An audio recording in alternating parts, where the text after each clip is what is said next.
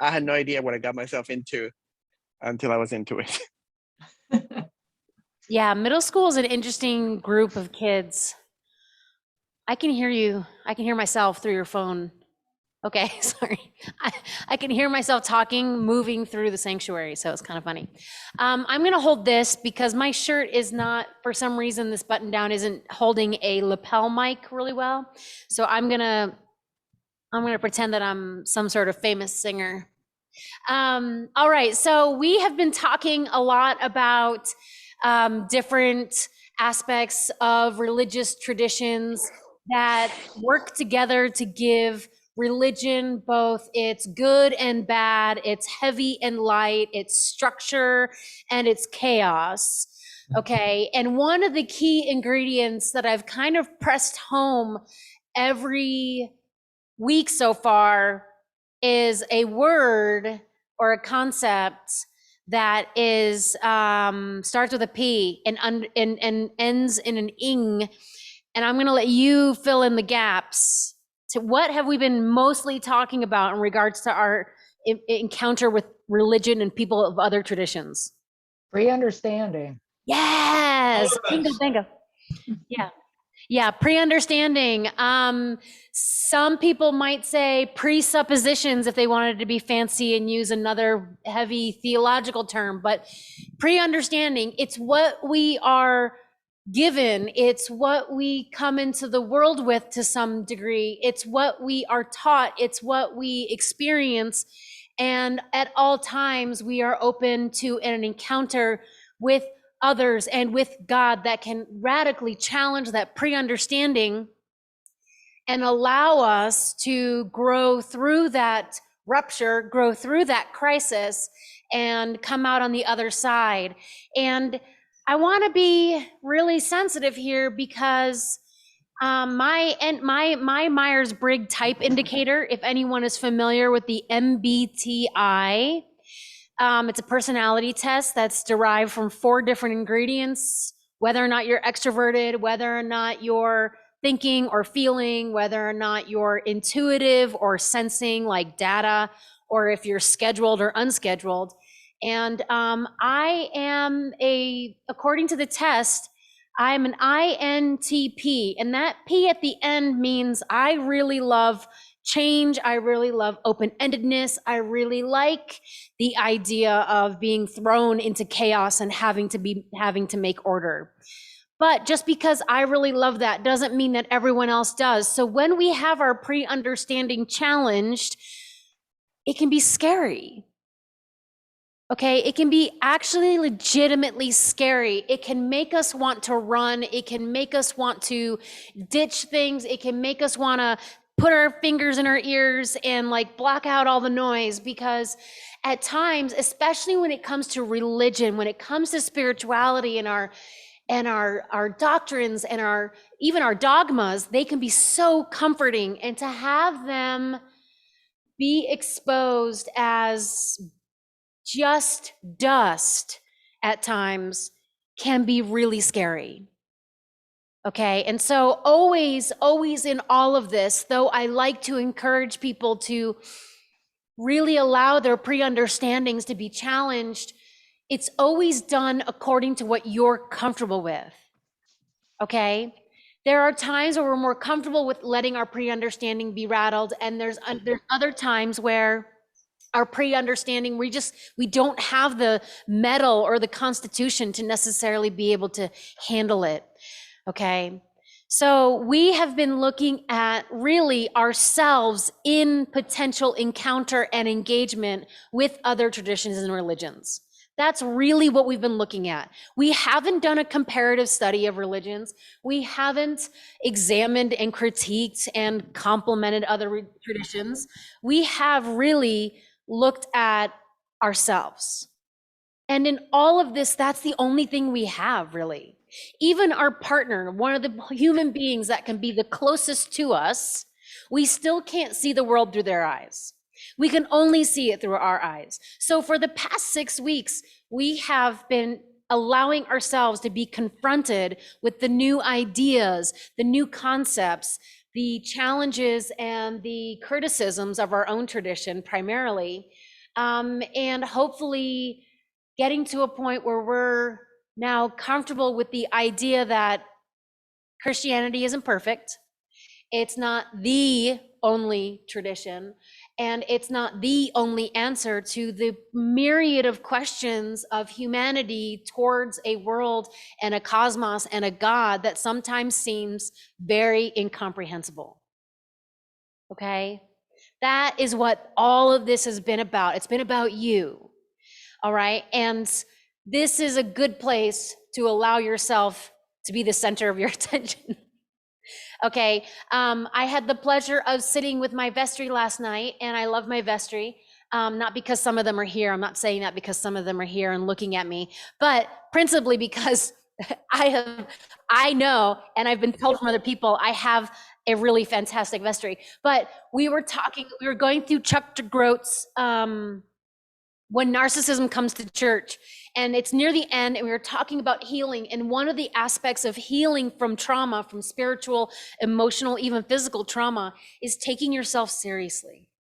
And I love that Chuck DeGroat adds that in as a component of healing, because when you do take yourself seriously, you can actually be honest about where you are, who you are, what you are, where your thresholds are, and where your strengths are, and then move accordingly. And this makes you in the whole 1000% stronger.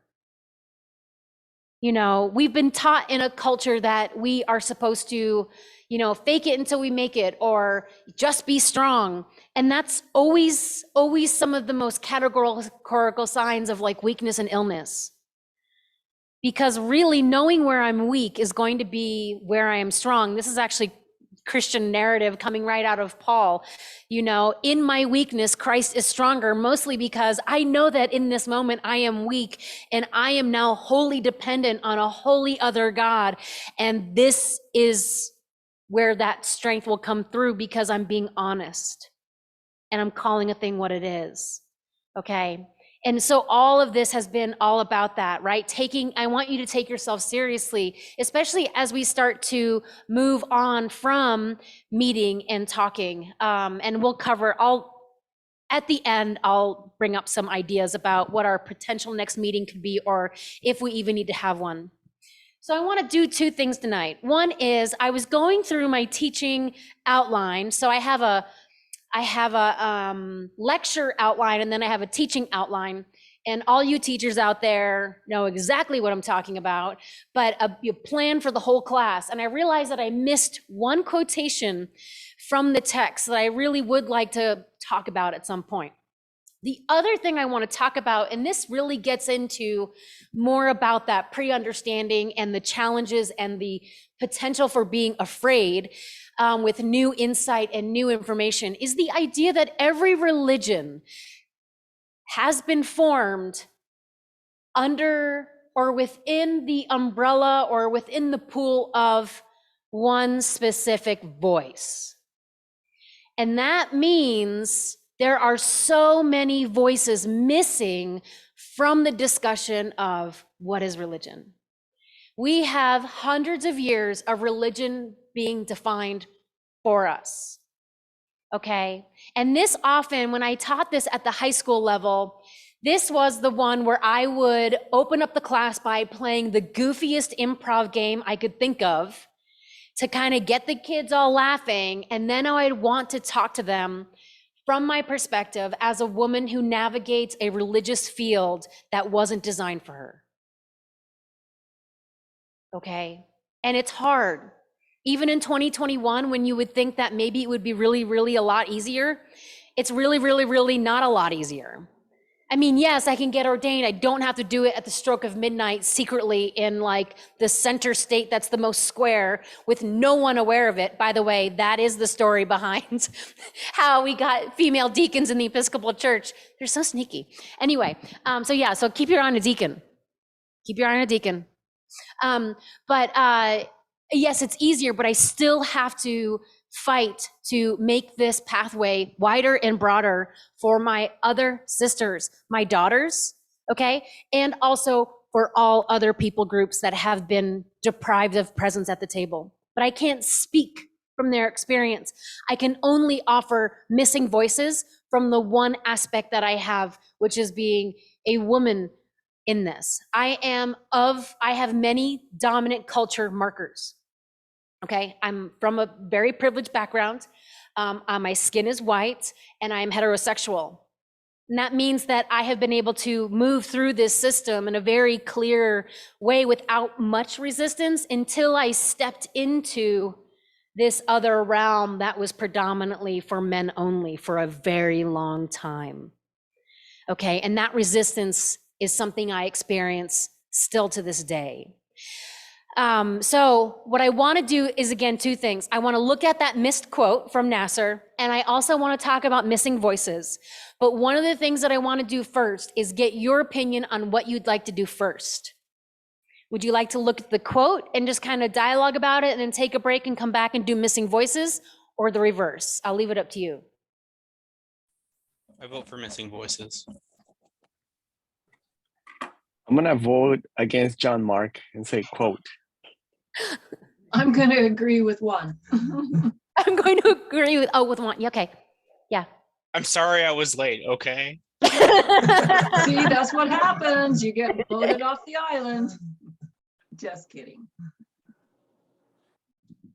All right, if no one else speaks up, missing voices. Oh no, now it's split. David Dancy, are you going to divide it? Missing voices. Missing voices. Okay, that's 3. All right. Were you saying something to me, honey? Oh, okay, sorry. All right, sorry. All right, we're going to jump into the lecture then. All right.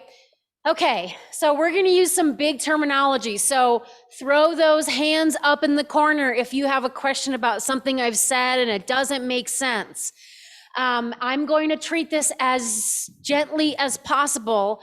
I feel like, knowing the people in this group the way I do, I don't think that, one, the terminology will be difficult to understand or hear, because I think so many of you have already done your own self-work on this.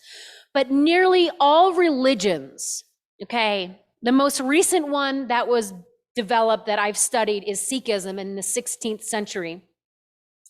Protestantism is not a religion, it's a denomination of Christianity.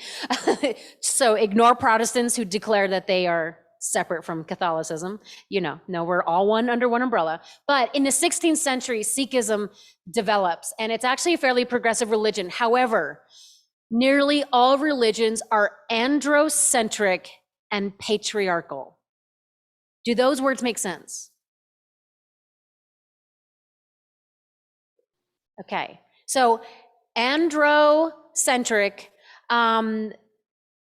would be more male-centered, okay, where the center voice is going to be more male. Anthropocentric would be human-centered, okay? Gynocentric would be woman-centered. This is Greek, all right? So when we see andros, that is usually referencing men, male, okay? And then also patriarchal comes from the word for father, all right? And so we have a system, mostly all religions have this androcentric. Men get centered in the dialogue, in the dogma, in the doctrines, and also too, we have that patriarchy on top of it. Usually I provide some really good definitions of patriarchy and androcentrism from a book called After Patriarchy, which is a really nice text written, I believe, in the 90s, real short. And it uses voices, feminist voices from nearly all the major dominant traditions of religion. And they're critiquing their own tradition. And that's one of the most unique things that I like to point out is I am not, as a feminist, going to critique Islam. I'm not going to critique Judaism. I'm not going to critique Sikhism. That's not my tradition. It's not for me because I'm not within it. I'm outside of it. So I would only be oppressive in that matter.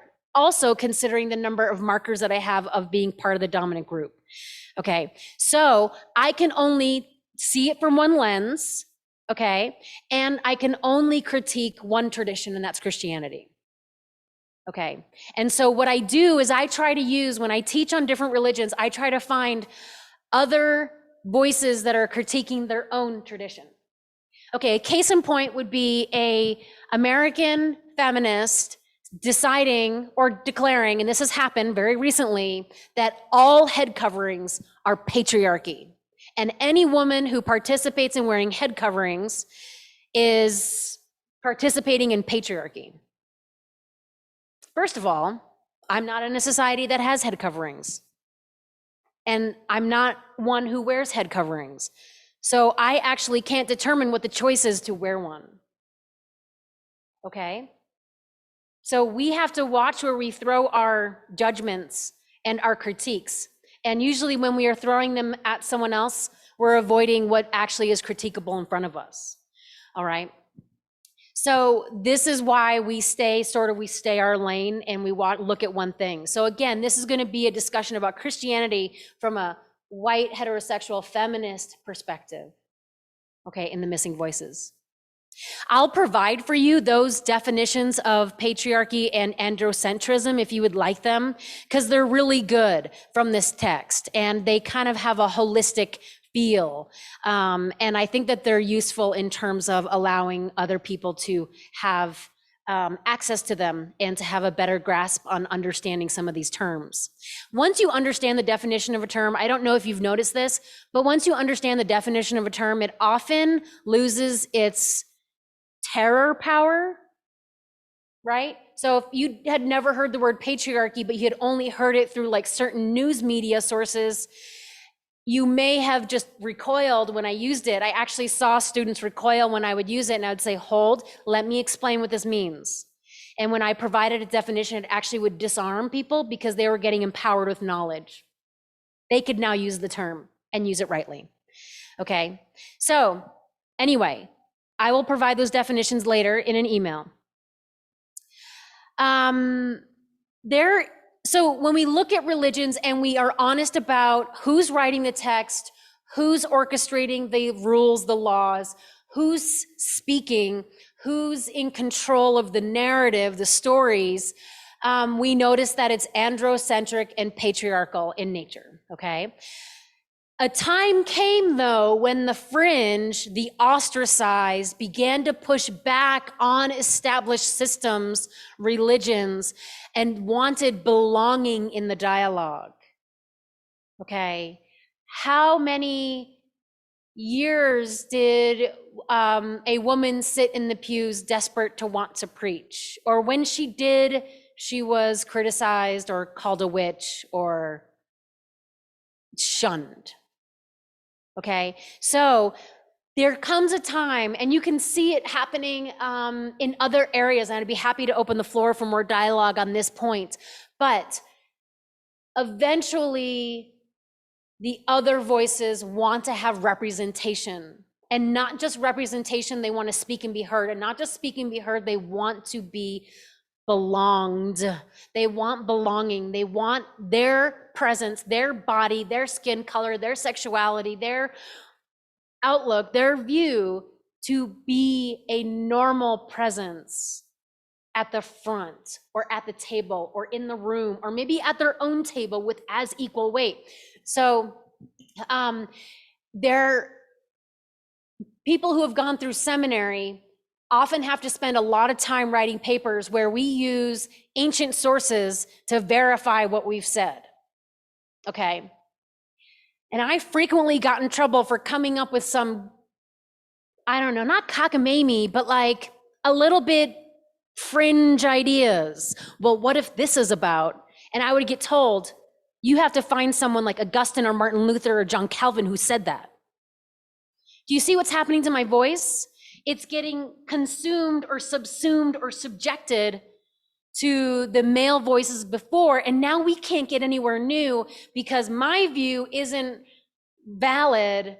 It doesn't belong. I have to subject it to what has gone before and then maybe tweak it just a little bit so that so I'm not doing anything too radical. Okay.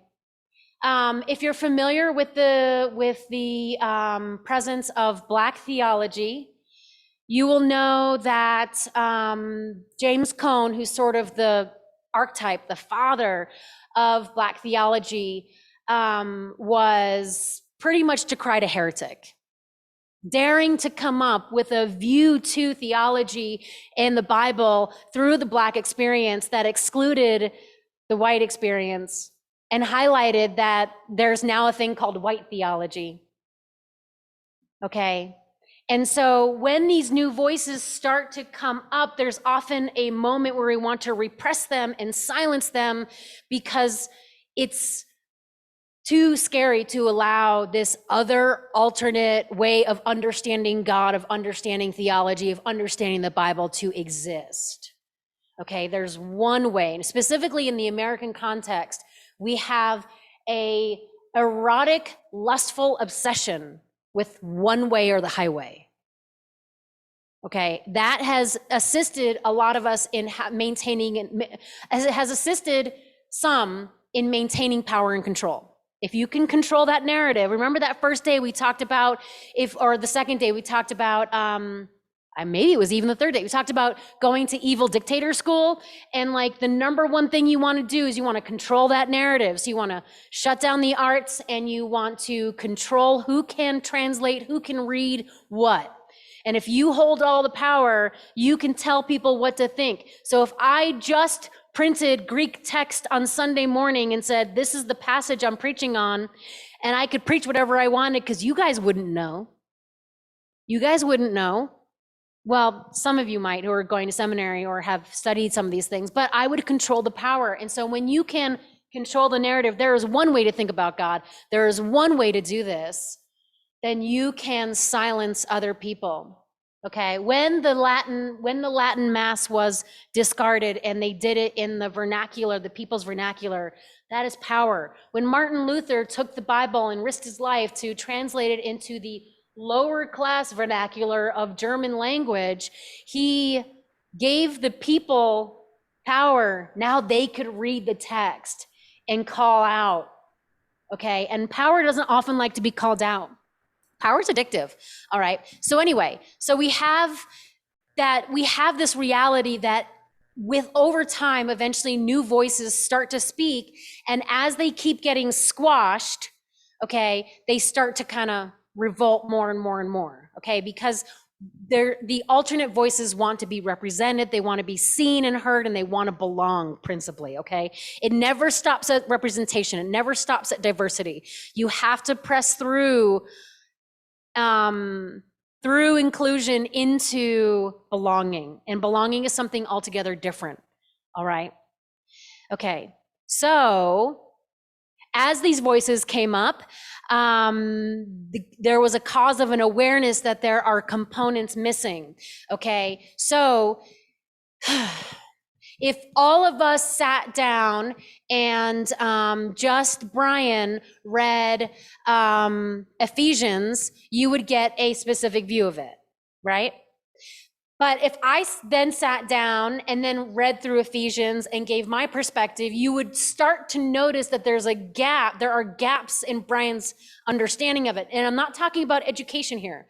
I'm talking strictly about experience and things that pop out to me, okay, in my experience, that wouldn't necessarily pop out to Brian, right?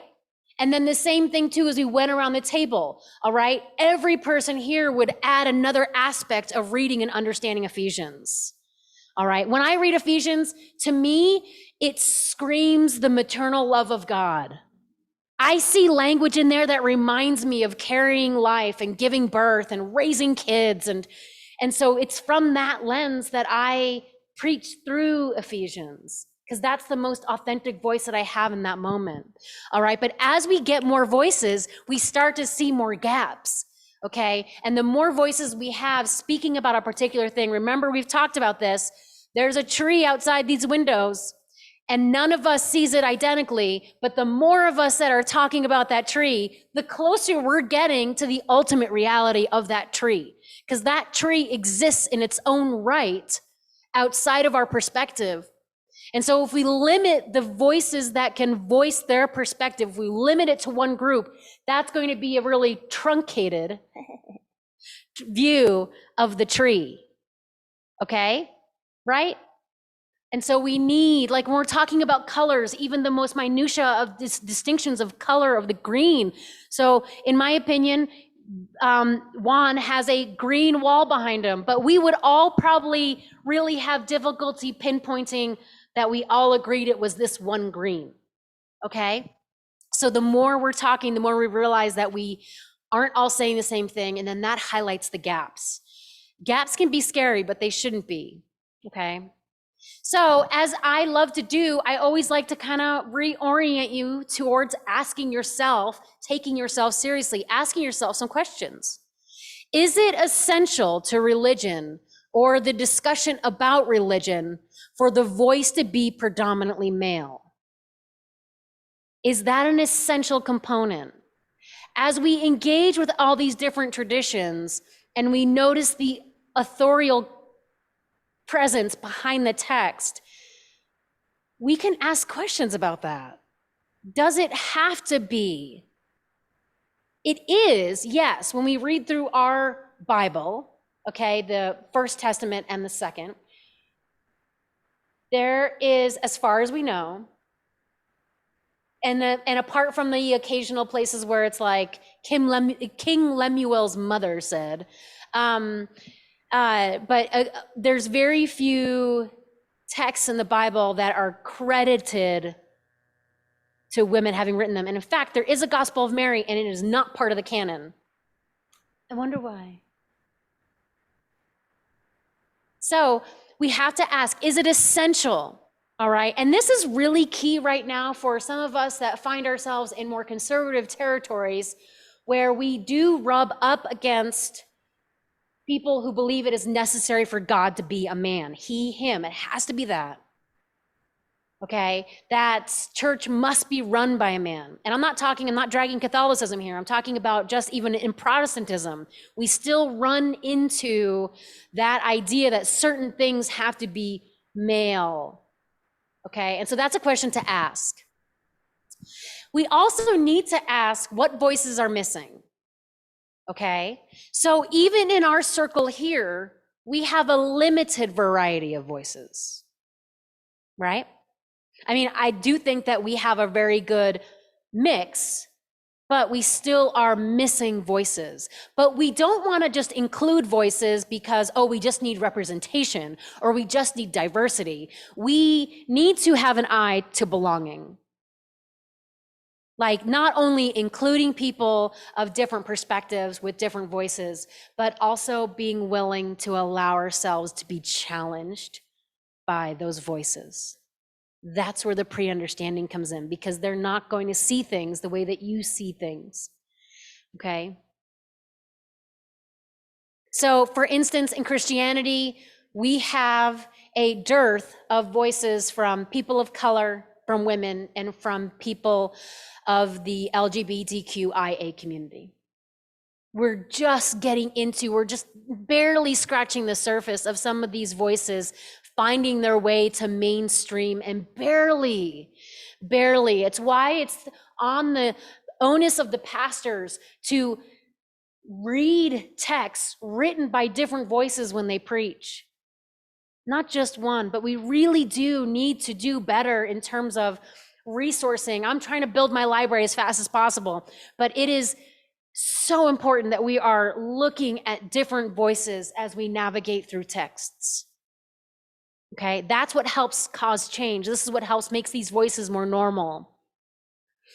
Okay, so another question is, does religious monotonality hinder or hurt the religion and its dialogue? I'll What do you open mean? that one up.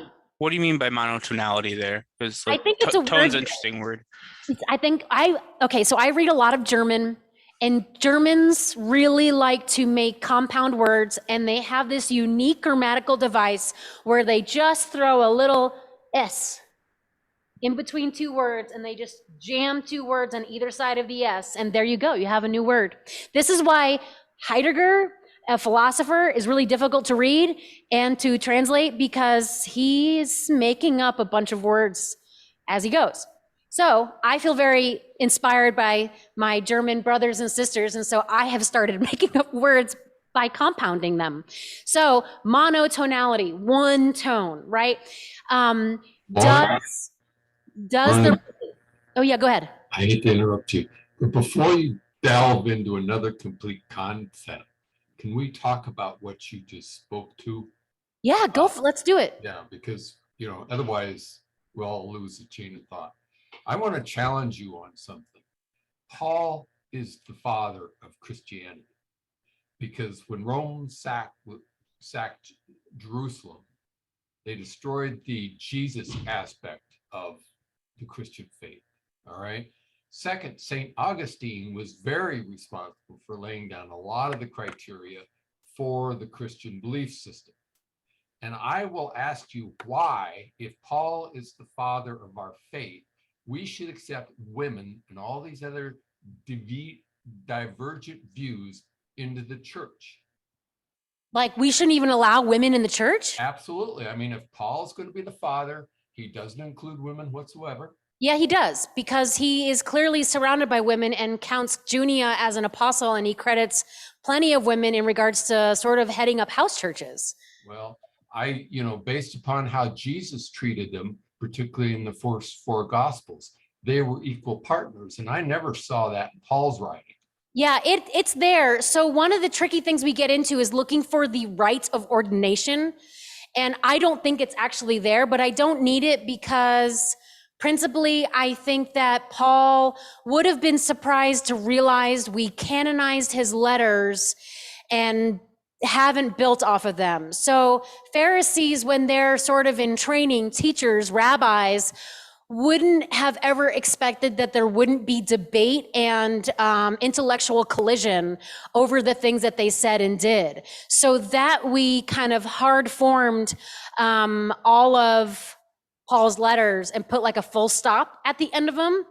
I think he potentially, there's a very strong likelihood that he would have been absolutely surprised, because I think what he would have understood, and it's almost clear in his discussion about the concept of gospel freedom, that this thing is a trajectory. And right now he's an interesting character. He's not a feminist, but he's also quite progressive for his age or for his time. I actually don't know how old Paul was necessarily. But yes, for his time, he was actually quite progressive because he gave credit to plenty of women leaders in these house churches. Okay, when it comes to ordination, the letters that are credited to Paul, so when we get into the pastoral epistles, or rather what I like to call them, letters to people rather than letters to churches. And that comes from a scholar who did work on 1 Timothy. But anyway, I think it's a little better description. But in those letters are dated. Very few biblical New Testament scholars think that Paul actually wrote those letters. They were probably written in like the 2nd century, and with an eye to the fact that Christians were being persecuted, and with an eye to the fact that Jesus wasn't actually coming back anytime soon. And so there's discussion about how to run churches, but the churches weren't necessarily as structured and formal in when Paul was writing.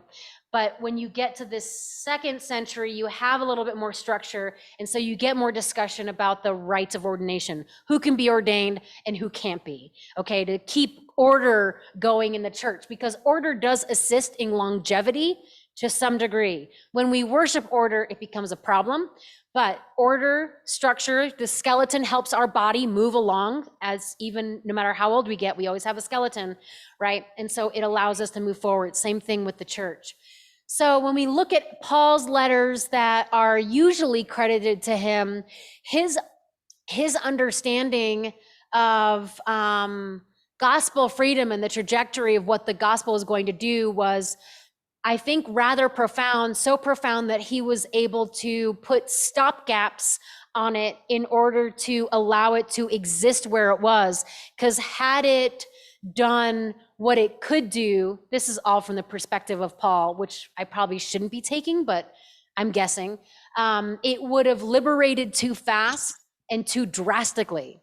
And I think it may have shut down. I think Paul always has an eye to the gospel. That is his number one concern. The other thing about Paul is that, and this is how you can start distinguishing the letters in the New Testament between Paul and maybe not Paul, or written in the vein of Paul, is that Paul is dead set that Jesus Christ is about to come back any minute. And there is a hurriedness and a rushedness to his text. He's like, if you find yourself in Christ and you are married, stay married. If not, don't. Doesn't matter. Jesus is coming back. Like literally, it's this, just hang tight. Jesus is coming back any minute. And so it has a real urgent, very passionate feel. In the later letters, the letters to persons, you get more of a, hey guys, we're going to be here for a little bit. So why don't you play nice with the authorities? And why don't you go ahead and keep those house churches nice and orderly too, because I think they're going to be around for a while. So this is how you do ordination. And maybe the person should be married to one wife. I'm just going to throw that out there, And so you start to see a little bit more suggestion going on because the tone really changes. And now it's all about you're being persecuted. And you need to survive so that this message can keep going. And this is how you're going to do it. Okay. Can you address St. Augustine's attitude toward women? He hated them. Yeah, and the church adopted that pretty much. Yeah, they did. It doesn't mean that Augustine was right. I just don't understand the idea that we need to be so binary in regards to, like, if Augustine hated women in, when was he writing? 300s? Yeah, 300 to 400. Yeah. And he, I don't know. I guess I chuckle at the idea because it's like, but we don't have, we do have misogyny. That is very a real thing, but I don't see ever a reason why anyone should be forbidden from church, because women weren't even forbidden from the temple. They had their own spot in the temple, but even still, women were included in the church. Now, when we get into women being in leadership, Augustine wouldn't even be able to conceive such a thing. Not even women in Augustine's time, in Aristotle's time, women weren't even considered fully human. They were considered oftentimes malformed men. Okay, like men that didn't quite form right in the womb and ended up being the ones that carried children, so they were necessary. Like if you read marriage ideology from the before the current era into the early current era, it's really as if men are just putting up with this nuisance, this emotional nuisance that needs to be beaten to submit and needs to be disabused of their feelings because they're hyper emotional. They're not intellectual, so they can't learn anything, but you have to you read these things and it sounds like men are just putting up with women. Women weren't considered valuable members of society, though there could be an argument from Plato. Plato's Republic does have women as leaders, but in general, women didn't have a fully human status for a while. Okay, well, thank you. So Augustine's a product of his time. We tend to think of our church fathers differently than we think of our church mothers, sadly. We tend to think that Martin Luther just was writing in a vacuum. Well, just not a product of his medieval era.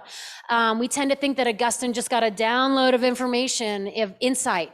Is he profound? Yes. Is he wrong on some things? Yes. Right?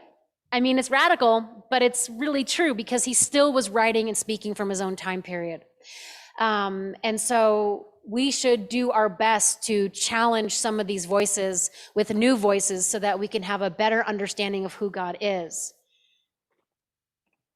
God oftentimes gets sold to us as apathos, and anyone who's a Moltmann fan, Juan Torres, I'm looking at you, knows exactly where that word comes from.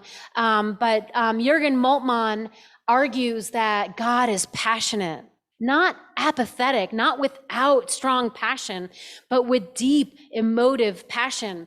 And an apathetic God comes to us through a very narrow line of thinking. And we have accepted that this God is just sort of a, I'm not going to say stoic because I know that that would activate both John Mark and Mr. Torres, but what we would consider to be stoic in the negative sense, which isn't the right sense. See, guys, I've got you. That just an emotionless, intellectual mind presence. Okay. But yeah, so looking at what we want to do when we're talking about religion and its history is to always acknowledge that there is a combination of profundity and error. Okay. And we can say that because God is not disclosed because we disclose God, but that God discloses God's self into our lives, into our eras, into our moments, into bringing us into an encounter with him or with God. Sorry, that was a slip. I think it was because this morning I was listening to a podcast and someone kept referring to humanity as man, and I was just getting so mad, but it was good for my workout. Don't worry. The heart rate got right up there. It was perfect. So I'm going to move in. I will send these questions to you also in the email. So other questions to think about before I send you on a break. Does the religious monotonality hurt the role of institutional religion in society? We talk a lot about God, about churches are dying. Institutional churches are dying, right? So is our language a part of that? That's something to ask. Can religion move beyond one tone and incorporate a variety of tones at the table of discussion? Or even better, what I've been hearing a lot from the podcasts that I listen to, can we make room in the room or in the discussion for other tables of other people who are also talking about these questions? Is hope lost when it comes to religion? Should we just ditch it and start over? Is there any hope that we can move forward? Okay. So I think that I'm just gonna roll down to see if there's anything else of interest. Okay, so here's a quote that I'm gonna read to you. At this stage in the journey toward a post-patriarchal age, one of the most important things we can do is to listen. Men to hear women on their terms, not on male-defined terms. Women to hear each other on their own terms. Such listening has its own kind of liberation, a freedom from the presumption that men are the center around which all important insight revolves. Indeed, listening can be a spiritual discipline in its own right, and a much needed one at that. And truly, it's in listening and hearing that Shema, O Israel, like hearing that profound word that allows us to present our pre-understanding to what we've heard and expose it, and to notice the gaps and the errors, and maybe even to see where you've been heading in a good direction, but maybe you need a little bit more encouragement to go this way, okay? So let's just spend a couple of minutes talking about whatever. Anyone have any thoughts or additions or ideas? I have a comment on not only what Ralph said, but also about the idea of multitonality versus monotonality. I find it a really interesting contrast of, say, the multitonality of the Bible versus the monotonality of religious expression. I think it's much easier to find the multitonality in, say, the Hebrew Bible, as we see different people wrestling with different tones, or we'll go to Psalms and see multitonality in between Psalms, or we have Lamentations, right? In contrast, something like, say, like Genesis. So there's different type of narrative arcs and emotions being expressed there. And then we have multitonality from the different gospel writers. They all cover very different things in each of their gospels. And then we have the multitonality of Paul writing to different churches. He's addressing individual cultural needs as he goes. Primarily, I would think, to keep people safe in a in a very persecutory world. But that it's interesting to me that I largely tonality in religious expression. And I find that antithetical to the multitonality and variety that we see in the main text for Christianity.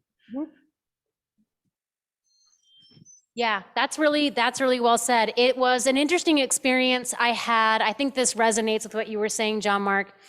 And I may have even shared it with you and Juan, but I spent a bunch of months reading texts by womanist scholars. So that is theology being written by Black women.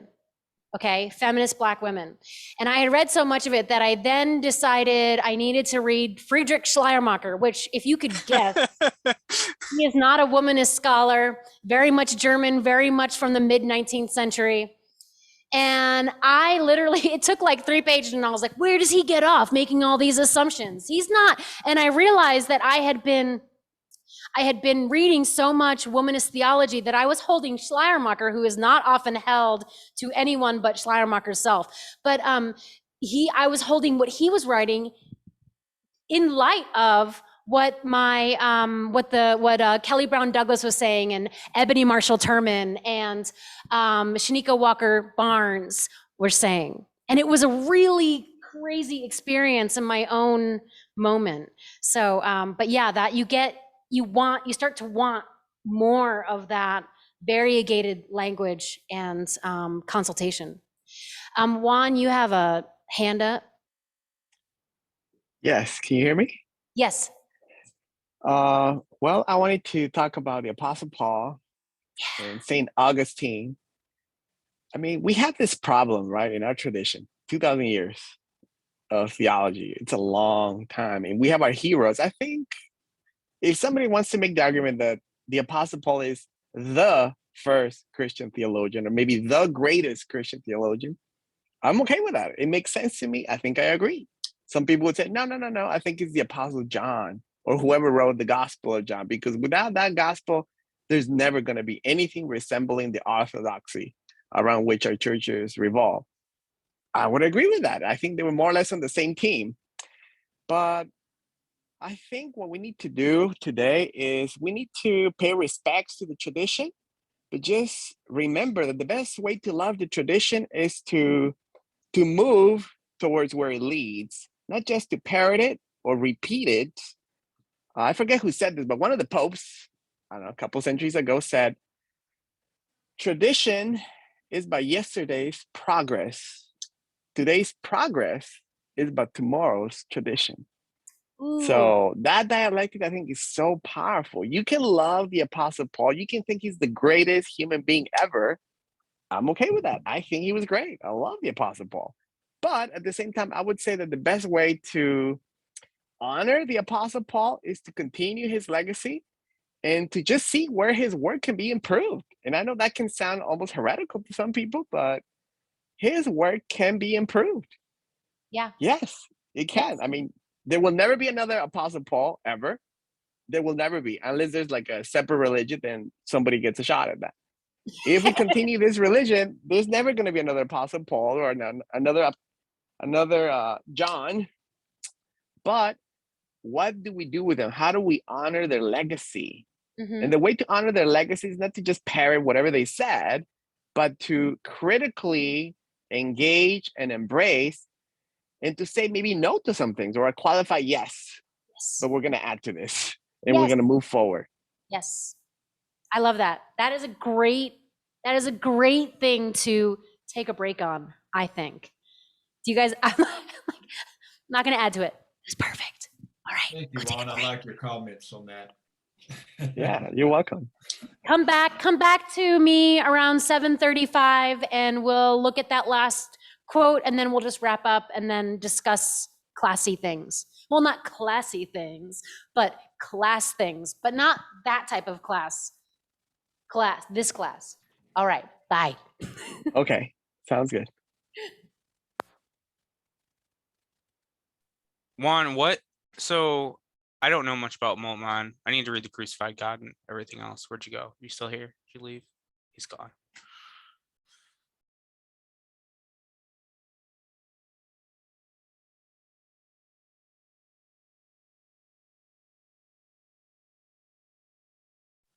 Go ahead, John Mark. I lost you. What were you saying?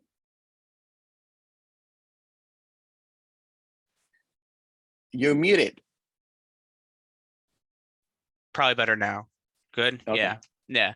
Yeah. So I had a question about Moltmann's idea of God as pathos, which I Yeah. find very interesting Mhm. because I think of that like as like ecstasy and rage, right? Mhm.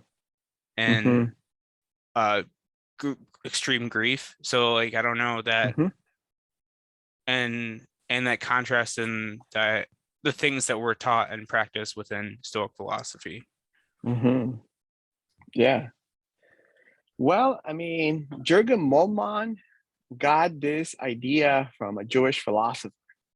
A number of Jewish philosophers and Jewish theologians. So what is the name of this American? He was actually Polish, but he came to America.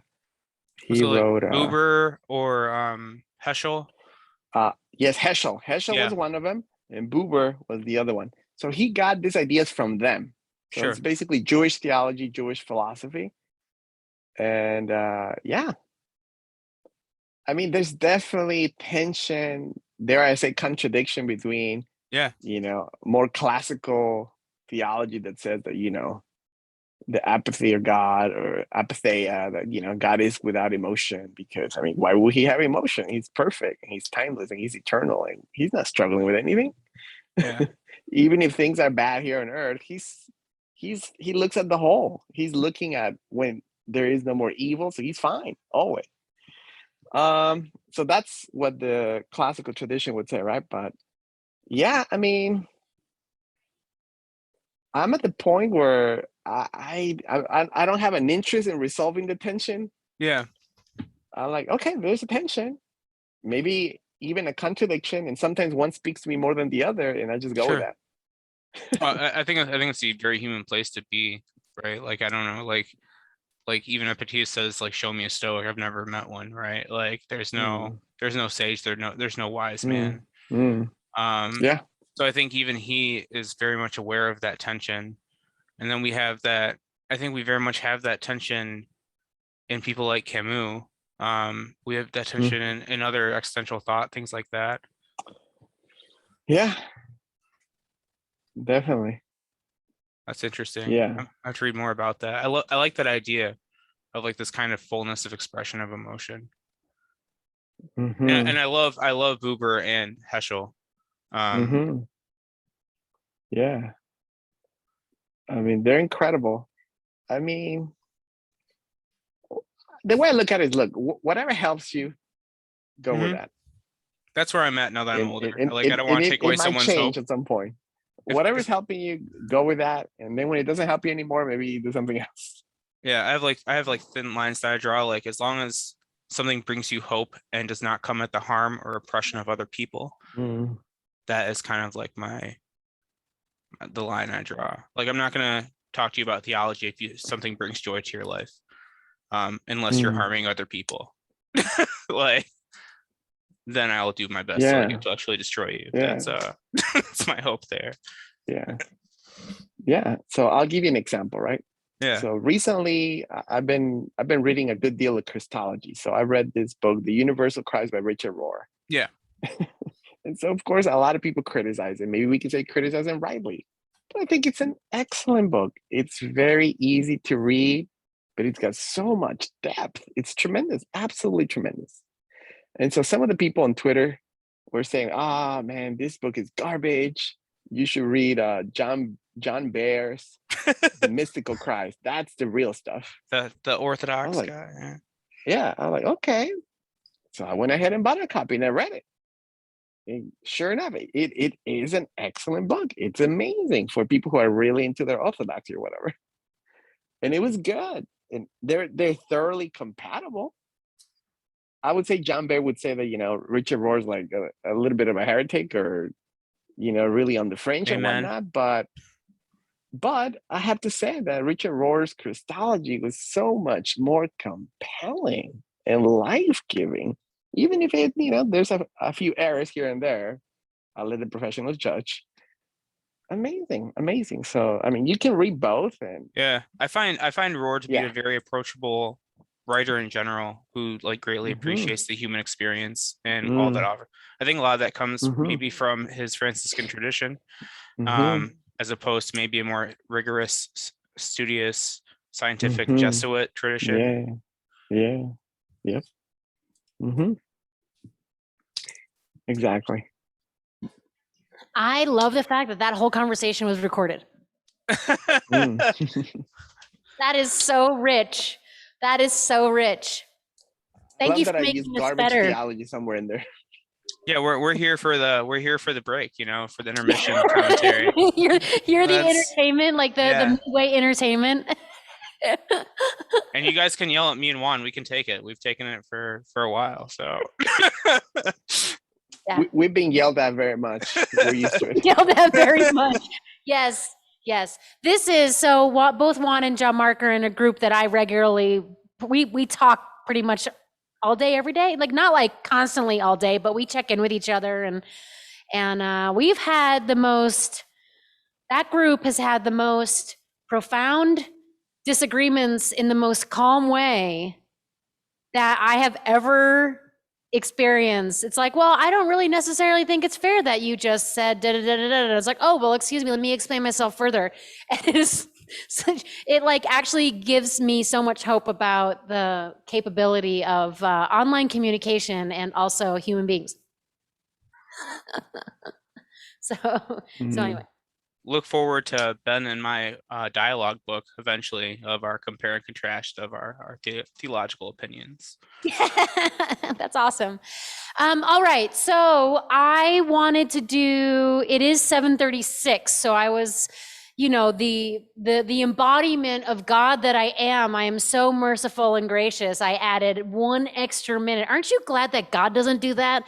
That God is literally like, take all the time you need because I'm here. Not as creepy, because that was fairly creepy. So what I wanted to do was open up time for talking about one of the clips of text that I had selected for a day. And then because of just the vibrancy of communication and dialogue, we just kind of missed. And I'm usually fine with that. But I did want to make sure that I felt like I had walked through the text as well as I could, not just leaving you abandoned with it to figure it out on your own.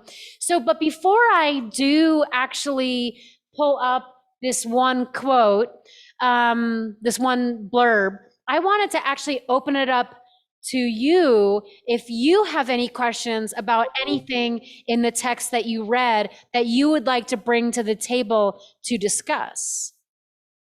I feel like Nasser's a pretty good author and he writes fairly well, and we had a good discussion last week about true religion, but I just wanted to open it up. I just realized that that's what I should do.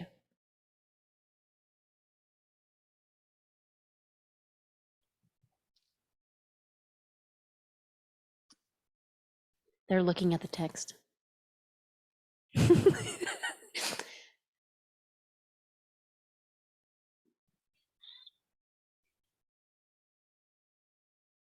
I think my biggest problem is I always have like trouble finding. I got your email for the stuff from a couple weeks ago, and I got you. Yeah, one and you don't from have to find something. I 22. just wasn't sure if you were reading it along and then decided to, highlight something or put a question mark. Sometimes I do that. What? This is crazy. Whatever the margins. But if not, I will go ahead and show the PDF or the PowerPoint of the quote that I had selected that I think I skipped right over. And you guys can holler at me if you've seen it before. Is that good? Okay, let's just do that. I don't want you like searching for something. I don't need to invite more challenge into my life. You guys have already done plenty. All right, let's see here. Let me make this a little bigger so I can see more of my little keys. There it is. There it is. All right. So I'm going to go ahead and share screen. You like how I tell you everything? Okay, hold on. Okay, let me make this bigger.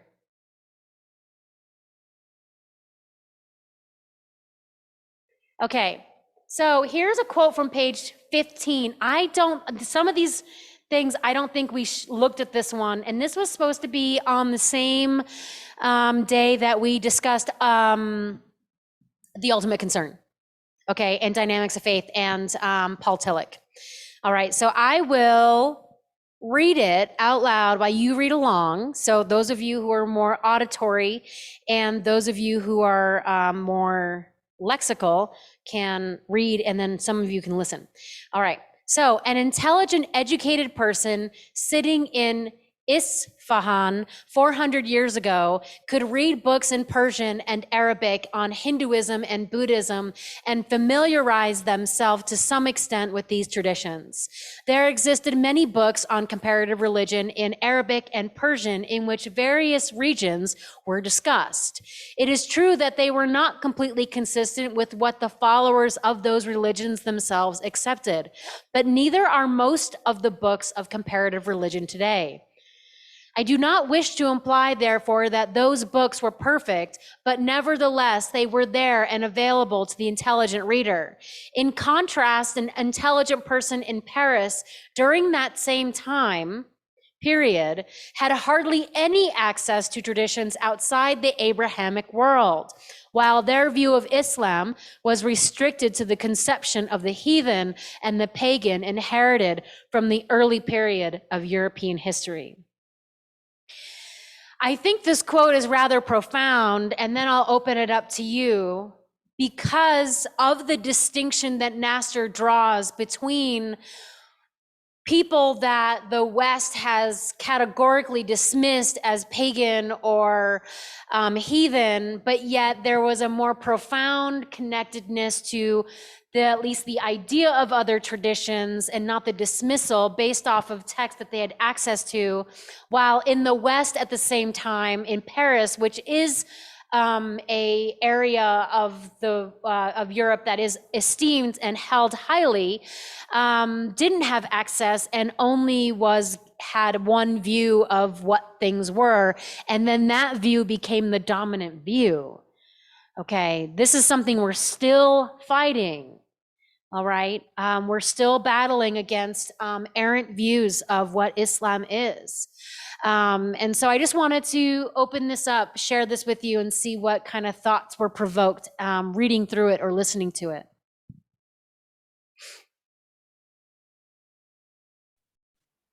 I love the fact that they acknowledge that these were not perfect representations, this comparative religion.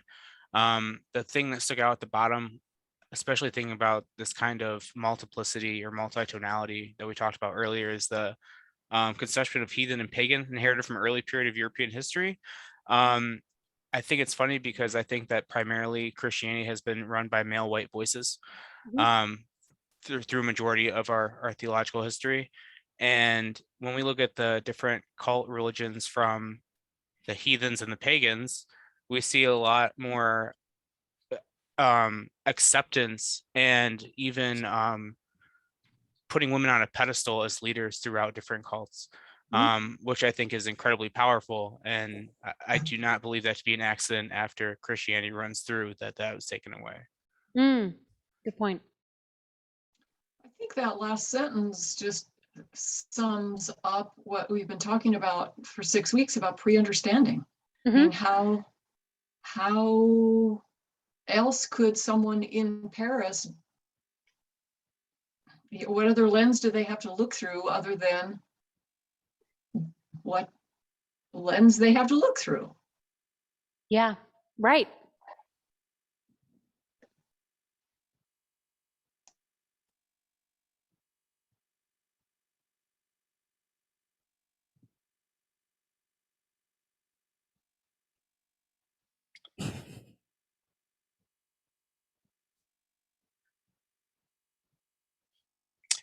Well, I think what I like here is just how it shows you that just like today we have access to information about these other religions. I'm not exactly what period. 400 years ago. 400 years ago, people had access as well, more so in some parts than others. And yeah, it just goes to show you how Eurocentric Christianity has been for the last 500 years at least, right? Definitely in the West.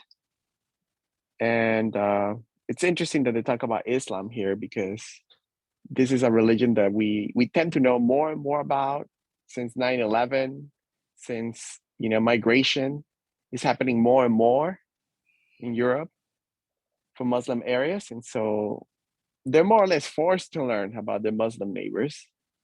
And I mean, that's a good way to learn. But a lot of caricatures exist about Islam, right? And Christianity.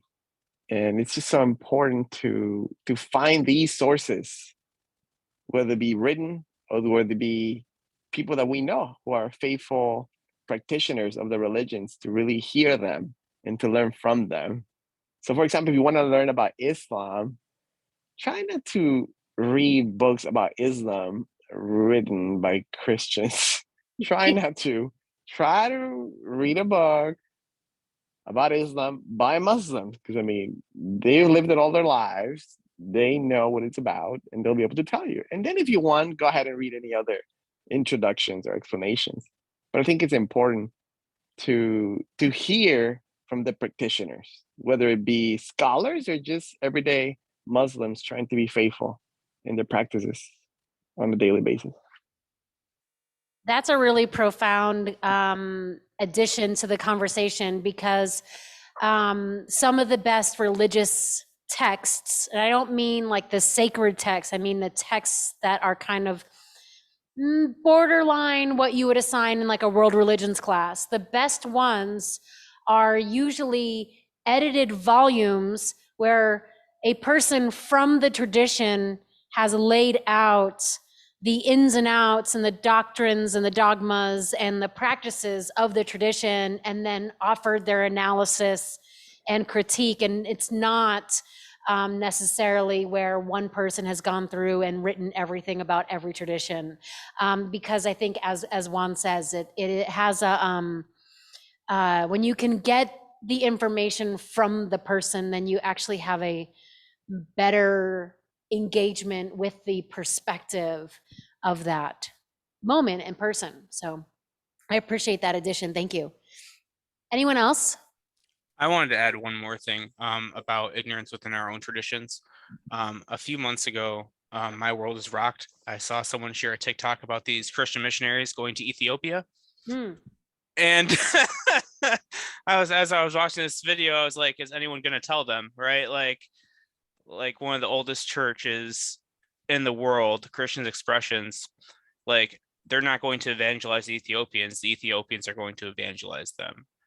There's this ignorance, and I don't think it's willful. I think it's neglectful from maybe a lot of institutions with congregants and the families bringing people up, where oftentimes we don't even have an awareness of our own history and own tradition, and we bring a very small pre-understanding, like a droplet of water in the bucket of Christianity, to other places because they look different than ours.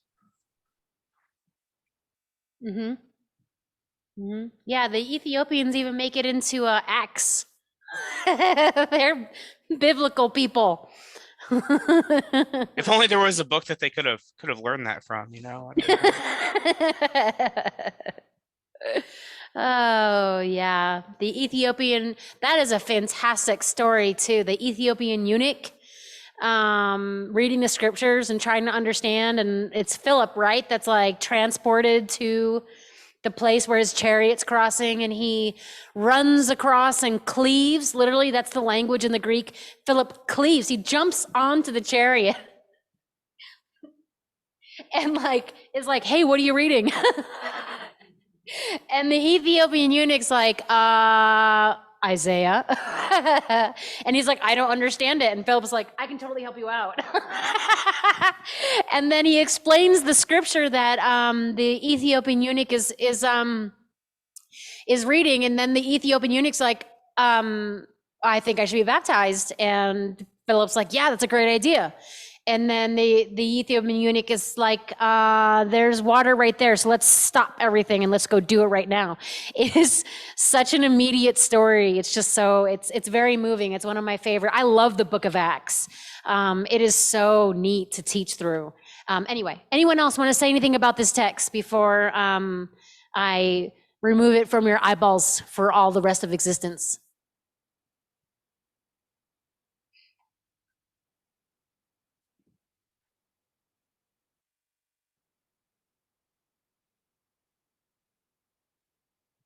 In teacher school, they tell you how to wait for a while in the silence.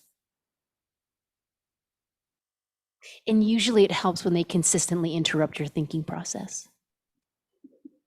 How many seconds are you taught to wait in the silence? Well, for me, it's like I try to count to like 10 because that feels like a really long time. And I can't really stare at you guys as effectively as I can stare at teenagers. It creeps them out. They just talk because they get nervous. All right, let's take it down. I really recommend reading that. Doing it. I really recommend reading that text when you get a chance. Take your time with it, and you can always hit me up with questions. Some of you know where I work. Some of you know where I text. So there's multiple ways, but I love that whole discussion that Nasser offers as a Muslim at a Christian school, and the collision that he has dealing with the distinctions and the differences and the reaction to his own presence. So I definitely recommend it. Okay, so as a wrap up in terms of this class, what I wanted to do is make mention that the last class was really designed towards an in-person meeting with some Zoom hanger-oners, of course. But everything I have scheduled for that class is a little bit more, had the idea of this would be fun to just kind of drive everything home. You've got the bulk. You've got all my lecture, you've got all the texts that I wanted to look at and discuss, and we've had all the discussions. So what I wanted to do was say, if this was going to be the last class, it really could be, because I know some of you aren't going to be here, and we're getting into a busy part of semesters and workloads and stuff like that. So I just wanted to do a little bit business discussion. I wouldn't be, if you're okay with ending things on this note, on this discussion, we can, because next week was really supposed to be just kind of like bonding and fun. Not that this hasn't been fun. I don't want to say that. I have loved it. But I just wanted to offer that we can wrap it up tonight, and then you can be free. If we are to wrap it up tonight, after our very first class, I asked Lauren if we could have a segment where we shared our favorite heresy that we hold. Oh, yes. Because we are all heretics. I don't care who you are right here. I guarantee you you're a heretic. So Can I go first? Can I go first? Absolutely. Okay.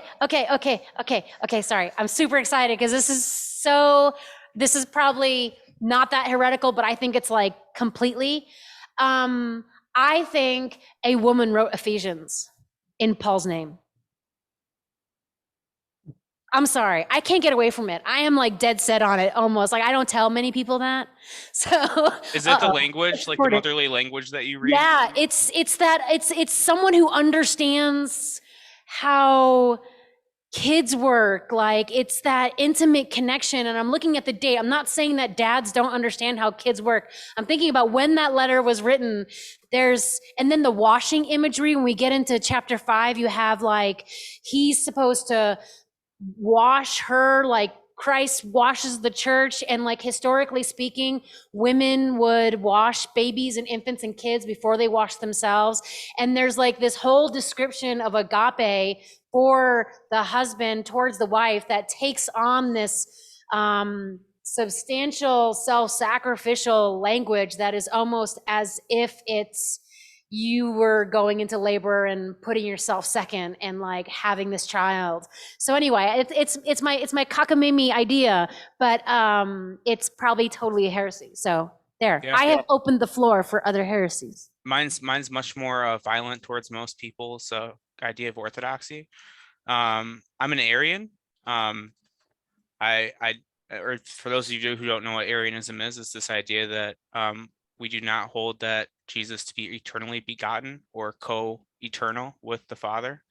I don't believe that this belief is super important, but that's because my idea of Christianity is more based on praxis and change of our behavior versus idea of orthodoxy and arguing about things in our armchairs. But yeah, I don't hold the co-eternality of the Holy Spirit and Jesus to with the Father image of God. Mhm, mhm. Anyone else? Crazy ideas that have not been able to be put to light just yet? I don't really have any exciting heresies, I suppose, but I mean, I'm a universalist. I believe that ultimately God's gonna save everybody, and anything less than that to me just makes no sense whatsoever. Like no sense whatsoever, and it's a betrayal of the gospel. It's as simple as that. It just makes no sense. It makes no sense. And this, for me, this happened over time. Like I was part of a church, quote unquote, very biblical, in eternal conscious torment. And then what happens is the most educated of our members who have like 3 or 4 master's degrees, a couple of PhDs, I mean, just really smart guy, right? An elder in good standing, he wrote like a 20-page paper where he said, you know what, I changed my mind. I really don't believe that hell lasts forever. And then he embraced annihilationism, the idea that, God's just going to throw sinners into the fire of hell and just, destroy them and be done with it. Like, okay, sweet. We destroy the sinners. We're going to have a good creation now. And so that was my next belief for a good 7 years.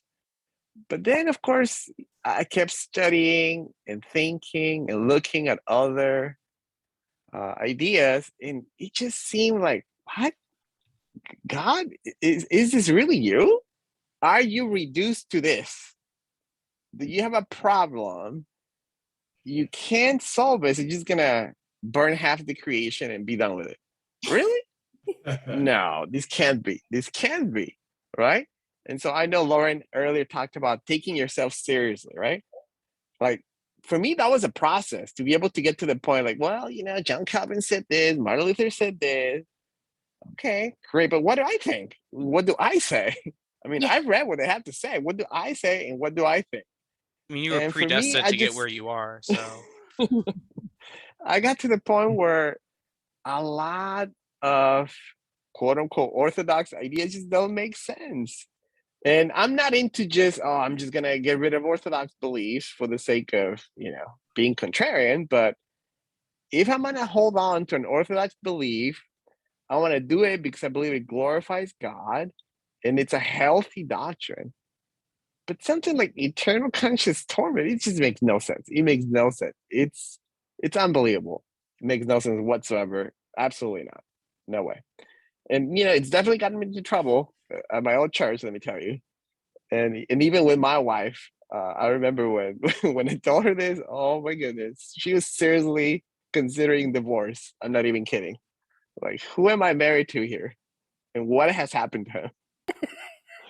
Oh, yeah. Thank you. I love listening to all of your heresies. You're not quite so alone. I've been jotting some down. I have half a page of paper. I probably share at least a half of them, I'm sure. So Well, Reverend Lauren has a lot of work with me in the years ahead. Bring some sense to me at least. So, one big one for me is Lisa and I, we're in agreement. One of the best friends that we've ever had in our adult lives was a man who was an absolute agnostic. And I have spent time with this man in my distant past. And I don't know, I hate to say a Christian that is more Christ-like than this man that is agnostic. And I wish I had the kind of self-control. I wish I had the kind of manner that this guy has had that I've known my entire life. And he's agnostic. So there's my heresy. What is this thing called Christianity really about? I mean, is it really meaningful? And so these are kind of the questions going through my mind at this stage of my life. I have another heresy. Can I I comment on want to that one read real about quick? Mary Magdalene. I think she was a whole lot more important to the 12 disciples into Christianity than the men have given her credit for. So Yeah. there it is. I think there's a lot I'd like to know more about Mary Magdalene and her Yeah, role I with love the that. 12 disciples in Christ. Mm. Mhm.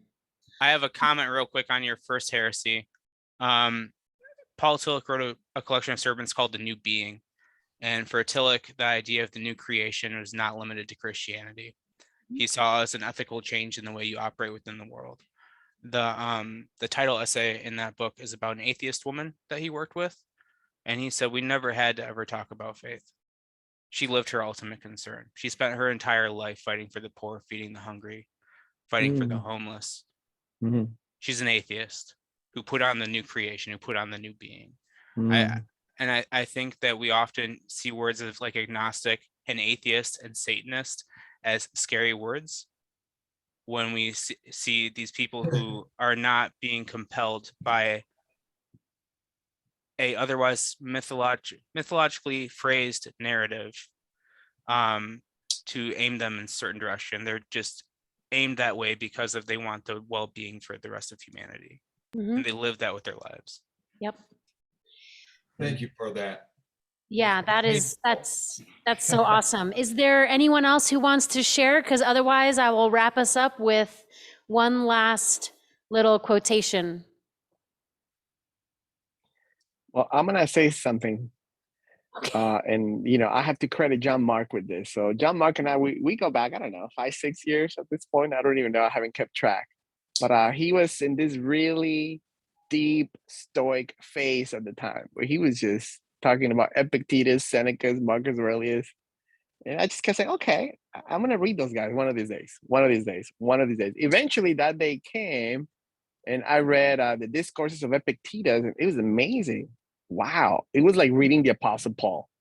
Truly a religious and spiritual conversion. I kid you not. And Epictetus just rebuking the would-be philosophers. Like, what are you doing? Just acquiring knowledge. The point for this is transformation. An athlete doesn't impress others by showing them their weights. Like, look at my weights. Show me your shoulders. Show me your back. What can you do? Lift them. And so the point of ancient philosophy, as it is for religion, is not information, but transformation. That's And excellent. I mean, that was so powerful for me. It Yeah. stayed with me Yeah. for years. That That idea. that helps me to move into this last quote. And this quote is timely because I didn't pick it recently. I picked it a couple years ago, but it is from the book Dune. All right. And it's from the collected sayings of Muad'Dib by the Princess Irulan. Greatness is a transitory experience. It is never consistent. It depends in part upon the myth-making imagination of humankind.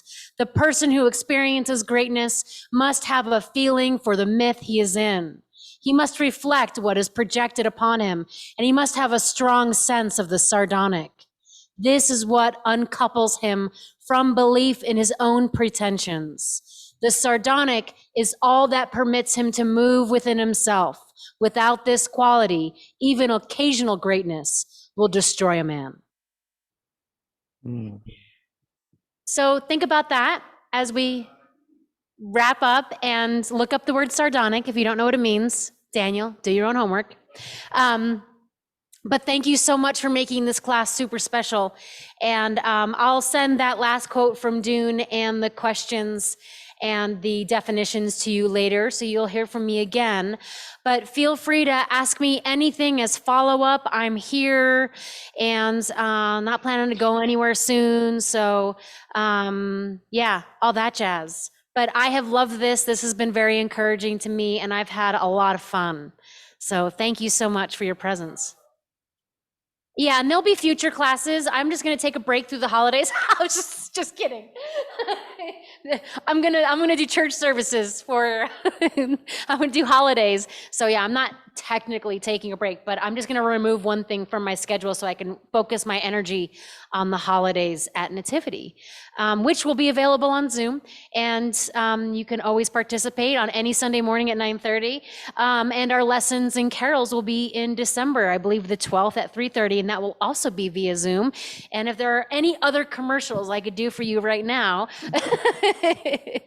But anyway, thank you so much. Thank you, Lauren. everybody. Appreciate it. Nice to It's meet been- everybody. Thank you. It's been- I want, care. I hope to get an email